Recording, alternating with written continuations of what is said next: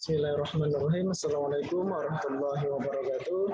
Alhamdulillahirabbil alamin. Assalatu wassalamu ala asrofil anbiya'i wal mursalin wa ala alihi wa sahbihi wa rasulillahi ajma'in. Amma ba'du. Puji syukur atas kehadiran Allah Subhanahu wa taala yang mana pada kesempatan kali ini kami akan mempresentasikan hasil materi yang akan kami diskusikan. Kemudian tak lupa pula kita haturkan salawat dan salam kepada junjungan besar Nabi Muhammad SAW dengan hantaran kata Allahumma sholli ala sayyidina Muhammad wa ala ali sayyidina Muhammad. Untuk mempersingkat waktu, mari kita perkenalan dalam anggota kelompok 6. Yaitu ada yang pertama adalah saya sendiri, yaitu adalah Abdul Idham dengan NIM 1933801. Kemudian rekan saya yang kedua Muhammad Ifro dengan NIM 1833837. Selanjutnya rekan saya yang ketiga adalah Muhammad William Akbar dengan NIM 1833813. Nah, di sini kami akan mempresentasikan hasil materi kami dengan judul Desain Eksperimen dengan mata kuliah Manajemen Penelitian. Materi pertama itu akan dibacakan oleh rekan saya yang bernama Muhammad Ifro. Kepada Muhammad Ifro disilahkan.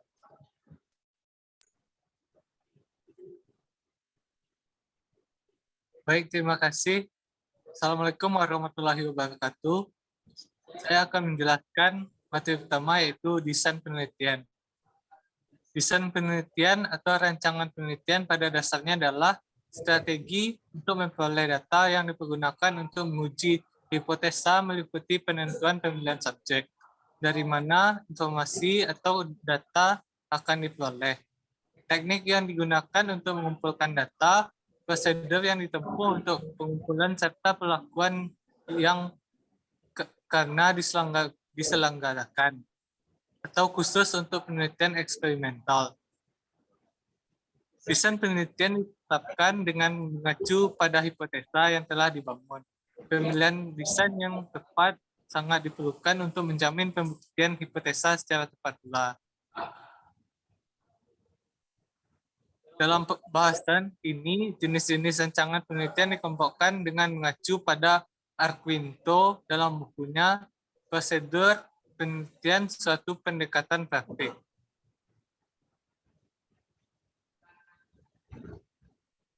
Berdasarkan sudut pandang untuk melakukan penelitian, jenis-jenis desain penelitian dikelompokkan sebagai berikut. 1.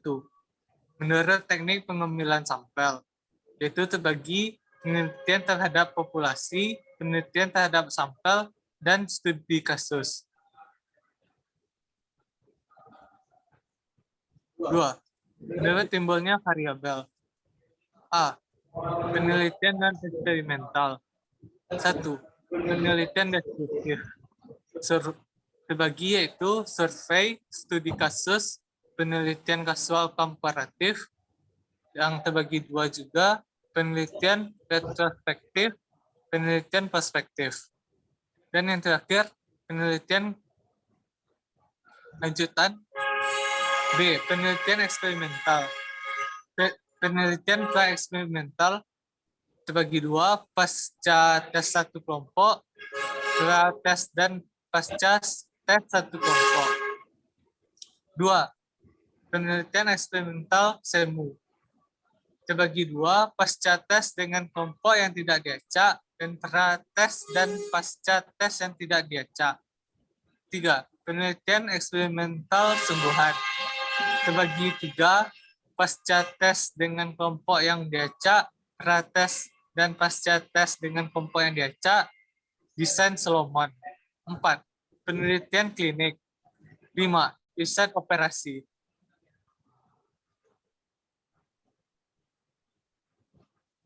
Pengelompokan desain penelitian. Lanjutannya, 3. Menurut model pengembangannya. Dan terbagi dua, penelitian cross-seksional. 2. Penelitian longitudinal. Seorang peneliti dapat memilih desain penelitiannya menurut pengelompokan tersebut di atas, sehingga dapat saja suatu penelitian merupakan gabungan dari beberapa desain, seperti misalnya desain penelitian korelasional dengan pendekatan cross-seksional pada total populasi, desain penelitian deskriptif kausal komparatif dengan pendekatan perspektif, dan lain sebagainya.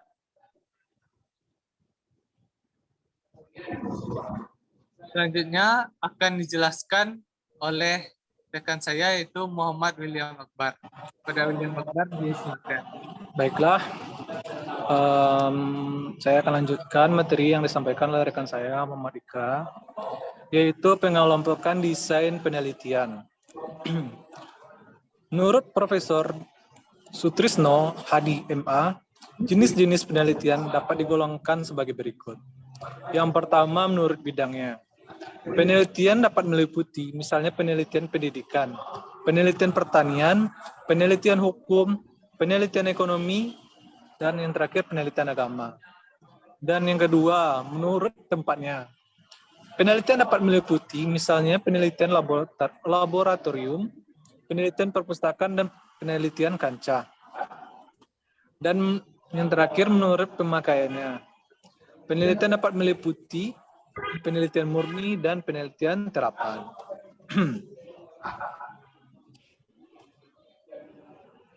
Dan menurut tujuan umum, penelitian dapat meliputi penelitian eksploratif, penelitian developmental, dan penelitian verifikatif. Yaitu contohnya menurut tarafnya, penelitian dapat meliputi penelitian intersial. Menurut pendekatannya, penelitian dapat meliputi penelitian longitudinal dan penelitian cross-sectional.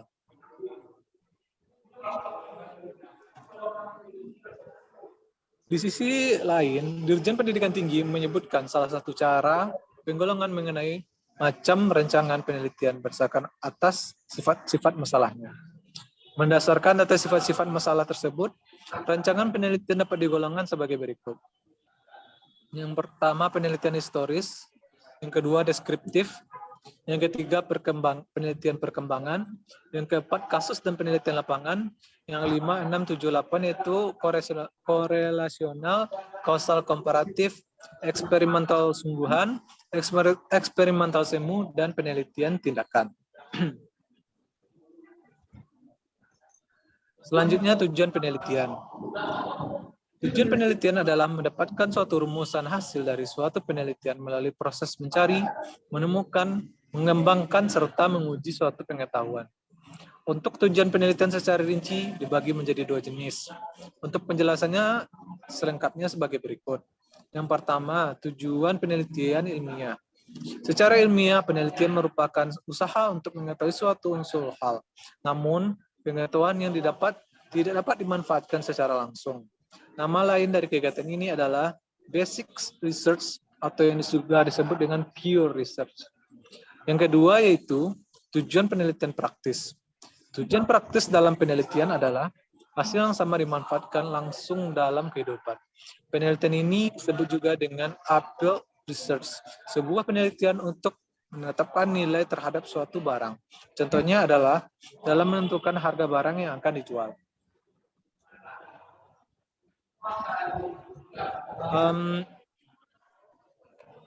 Baiklah, materi selanjutnya akan disampaikan oleh rekan saya, Abdul Idham. Kepada Abdul Idham, dipersilakan. Saya akan melanjutkan materi sebelumnya dari rekan saya, yaitu adalah manfaat penelitian. Dengan mempelajari mengenai metode penelitian, maka akan ada manfaat dari ilmu ini. Nah, beberapa manfaat metodologi penelitian adalah sebagai berikut. Yang pertama, mampu menyusun karya tulis yang baik. Bisa dalam bentuk paper, skripsi, dan beberapa karya ilmiah. Kemudian yang kedua, memahami tujuan penting dari riset atau penelitian, sehingga dapat menyusun keputusan dengan tepat. Kemudian yang terakhir, mampu menilai hasil penelitian yang sudah ada, seperti untuk mengukur kebenaran dari hasil penelitian. Kemudian pendekatan penelitian. Pendekatan penelitian menurut Scott W. Van der Stoep and de Johnstow, mereka berpendapat bahwa kendati bermacam-macam, pendekatan penelitian bisa dibagi menjadi dua kelompok sebagai berikut. Yang pertama, pendekatan kualitatif. Nah, pendekatan penelitian kualitatif merupakan menekankan pada penjelasan deskriptif terhadap permasalahan yang sedang diteliti. Kemudian yang kedua adalah pendekatan kuantitatif. Pendekatan penelitian kuantitatif ini lebih menekankan pada penilaian angka-angka terhadap permasalahan yang sedang diteliti, pembangunan naratif atau deskripsi tekstual atas fenomena yang diteliti. Nah, mungkin itu adalah materi yang kami sampaikan. Jika ada kata-kata yang salah dalam penyampaian materi tersebut, kami mohon maaf kepada teman-teman. Demikian, terima kasih. Kami akhiri. Assalamualaikum warahmatullahi wabarakatuh.